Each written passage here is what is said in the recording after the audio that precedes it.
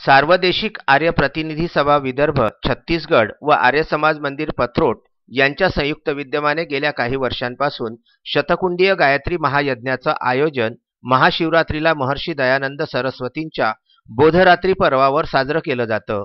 मात्र यावर्षी कोरोनाचं सावट असल्याने 2 दिवस चालणारा हा यज्ञ सोहळा रद्द झाल्याने वैदिक सत्य सनातन धर्मप्रेमींमध्ये नाराजी दिसून येत आहे। तरीही कोरोनाच्या नियमांचे पालन करीत ठराविकांच्या उपस्थितीमध्ये पार पडले। दरवर्षी यात्रेच्या परिसरामध्ये स्थानिक आर्य समाज मंदिरातर्फे शतकुंडीय गायत्री महायज्ञाचं आयोजन केलं जातं।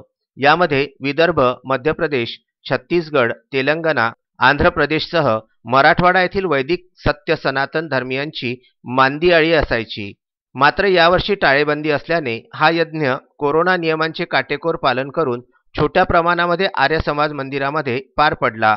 यामध्ये मुख्य यजमान म्हणून प्रमोद निर्मळ व निलिमा निर्मळ, अनिकेत हतोंडकर सहभागी झाले होते। तसेच आर्य समाजाचे प्रधान शरद कोसरे, कोषाध्यक्ष बोबडे, यज्ञब्रह्म मधु काकड, विश्वस्त नितीन दुर्बुडे, सुधीर ठाकरे, आकाश टेहरे, कोकिळा सहारे, इंदू कोसरे, रुक्मिणी ठाकरे होले व समस्त आर्य समाजप्रेमी सहभागी झाले होते।